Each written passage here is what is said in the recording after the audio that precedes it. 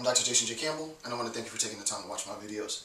In this video, I'm continuing my discussion into the occupation movement and an analysis of the application of social theory to the occupation movement. I'm going to be covering section 2.1 in this section of the video. It's on page, I think 9. Yeah, it's on page 9 of the notes. The notes are always available. Just click the link in the description field. It'll take you to the PDF, download the notes, and then follow along. So with that, let's begin the analysis. Is this Occupy Wall Street?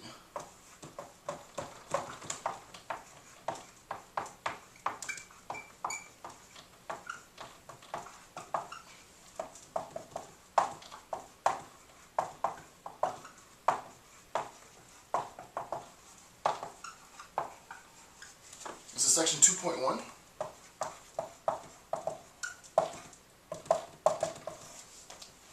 Okay, again, the book that we're using is the 3rd edition of Social Theory, the Multicultural and Classic Readings. So the 3rd edition, this is the book that we'll be using for the Occupy movement and its relationship to social theory. The first video in this lecture series has a direct link to the page on Amazon where you can buy the book. If you choose to get the book and follow along, you can get a better understanding of exactly how I'm formulating my lecture, what I've omitted, what I've included, because obviously there's going to be more in the text. Okay, so again, we're continuing with Foucault's account of power as knowledge. And what I did in the last section was to discuss and to illustrate the relationship between these force relationships, right? And the nature in which these force relationships determine and constitute a social nexus, if you will, social fabric, in which power emerges, right? In which power exists. What I'm going to do in this section of the analysis is to go into more detail in specifically that concept of power within a sociological / philosophical context, and we're going to look more into what Foucault had to say about this. So I want to begin with a direct quote from the text. It's on page 466 of Social Theory. Here's the quote. The quote says, this is top of page 9, "Power is everywhere. Power is everywhere, not because it embraces everything, but because it comes from everywhere." I'll read that again.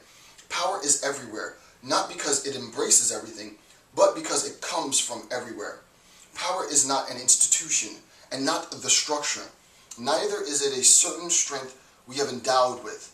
It is the name of one attribute to a complex strategical situation in a particular society. Right? Society contingent. Right? I'll read the last bit. It is the name of one attribute to a complex strategical situation in a particular society. So let's look at this first quote and try and make sense of it. Right? The first thing we recognize is that power is, right? Power is everywhere. According to Foucault, power is everywhere. Not because it embraces everything, but because it comes from everywhere, right? The idea of it not embracing everything, it's not because that, imagine that this was our social, right?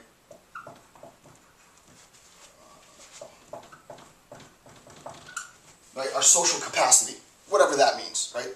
This is our social capacity, right? Society runs from sort of this border, and it runs like almost like a lasagna dish, right? Society has borders and limitations, right? And defined by any number of reasons, right? So this is the capacity of our society. It's not saying that power is everywhere. What Foucault is saying, not because it embraces everything, right? It's not because power embraces this, it embraces this. You can imagine if we even went to the top, it would embrace that. Not because it embraces everything. It's not saying that. It's because it comes from everywhere, right? You can think of power as radiating from, right? Power radiates from everything. And I'll demonstrate this in a little bit more complexity. It comes from everything, right? Power is not an institution, which we've talked about in the last section. It's not a structure. Neither is it a certain strength that we are endowed with. right? It is the name of it is the name that one attributes to a complex strategical situation, right? So the complex strategical situation, as we saw last time, sort of this nexus,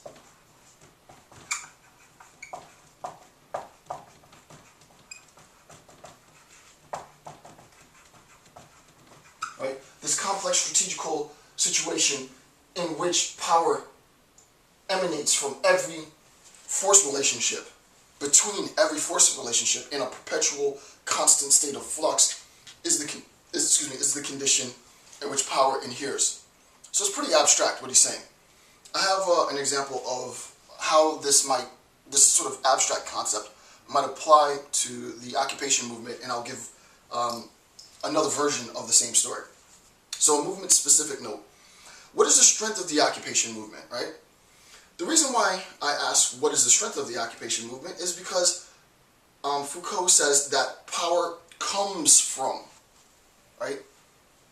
Power is derived from, is projected from. It comes from everywhere. Well, if power comes from everywhere, the question becomes, with respect to the occupation movement, how does power come from the occupation movement, right? And not in just this sort of antithetical sense. What is it about the occupation movement that serves as a source, a loci, a focus of power? So on my Facebook page, a couple days ago, Rihanna releases the new video for Love in a Hopeless, in a hopeless place, right? Now, We Found Love in a Hopeless Place is the name of the Rihanna track. It's insane. It's an amazing song.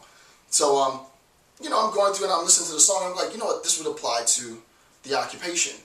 You know, the occupation movement can be more than just a movement against. It can be more than just, it should be more than just a movement to be seen and to be heard and to be recognized. The occupation movement has the potential, has the possibility of really entrenching itself within the social fabric. And how destitute a situation to be at Occupation. I went to Occupation Miami, and a dude held up his voter registration card. I have it on my Occupy Miami video. He held up his voter registration card. He says, "I'm a registered Republican. I must be a really bad person to be here," was his statement. This is what he said. The idea is, I must have failed in life in order to be a participant in the occupation movement, because this is where all the losers go. Right? That's the idea, seriously. Right? For me to be here means that I failed at doing something in my life, because this is where the rejects and the delinquents and the failures in society go. A hopeless place. And Rihanna's track was, you know, you found love in a hopeless place. So it would be amazing, you know, and this is a bit off tangent, but just to give you a more concrete example, it would be an amazing thing to see the power emitted, radiated from an occupation movement if organizers, I didn't put this in the notes, but if organizers orchestrated mass marriages, right? Why not? Why not do that, right? There is a sense in which the institution itself is a very powerful institution, right? It's undeniably the case that the institution of marriage is a very powerful institution. Why not further entrench the occupation movement into the social fabric by embracing one of the most powerful institutions known to man, the institution of marriage, and coordinating a global marriage day? I mean, that would be epic.